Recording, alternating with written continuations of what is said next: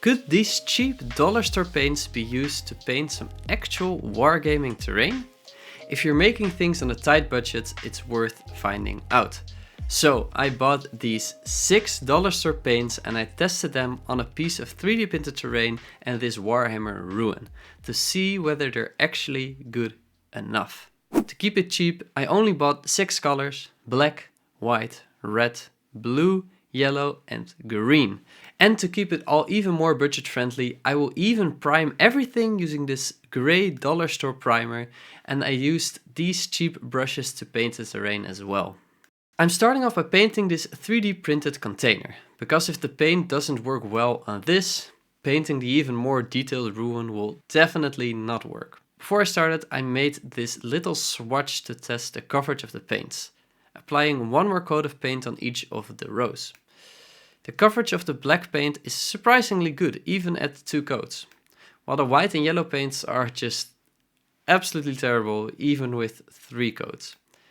The red, blue and green paints had decent coverage, so in the end I chose to paint the container using red and blue.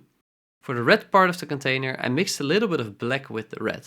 I did this because the red paint is a bit too bright on its own and I wanted to improve the coverage a bit as well.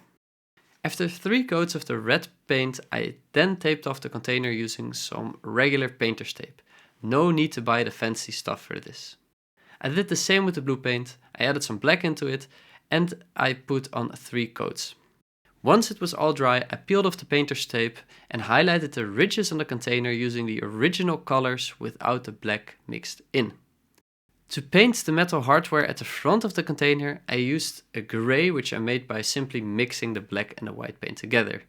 The coverage of this grey was surprisingly good, and I only needed to apply about 1 or 2 coats of it. Even though I added 3 coats of the red and the blue paint, the coverage still isn't great. So I decided to lean into this look and add some weathering. I made a brown paint by mixing up all the colors except for black and white, and I used a piece of ripped sponge to stipple it all over the container to make it look very dirty and grimy. The end result is quite nice, but clearly not as vibrant as this container I painted using actual hobby paints. But it's good enough, so I'll give the ruin a shot as well. First, I base coated the entire ruin using blue with some grey mixed in. Again to improve the coverage of the blue and to make it a bit darker as well. Only 1 coat looked quite bad, so I ended up applying about 3 coats on every part of the model.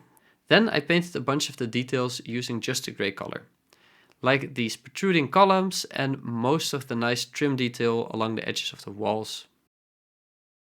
I then stippled on some of the green color all over the model to add a bit more visual texture and to make it look a bit more grimy and dirty. Doing this will hopefully also hide the poor coverage of the paints a bit better, because even though we applied 3 coats of the blue paint, just like we did in the container, it still looks quite streaky.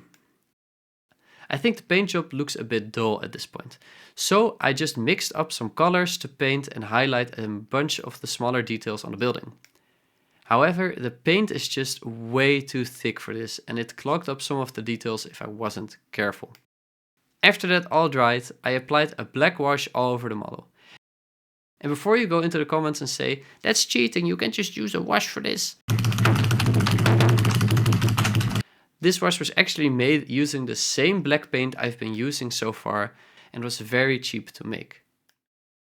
After the wash had dried up, I dry brushed everything with some more grey, to which I added a touch of blue and green as well. This really made the details pop a lot more after the wash dulled it down. And on some of the flat surfaces I even painted on some of the original watered down color to bring back some of the vibrancy. In the end, this is what I could achieve using some dollar store paints.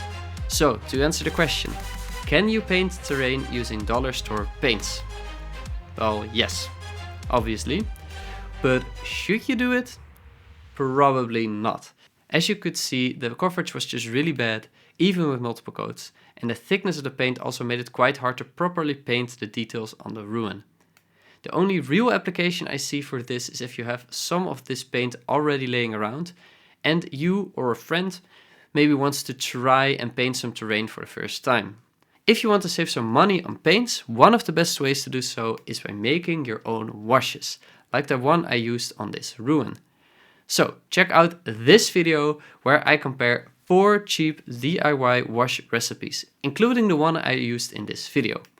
And if you don't want to miss videos like this in the future, please consider subscribing so you don't miss out. Thanks.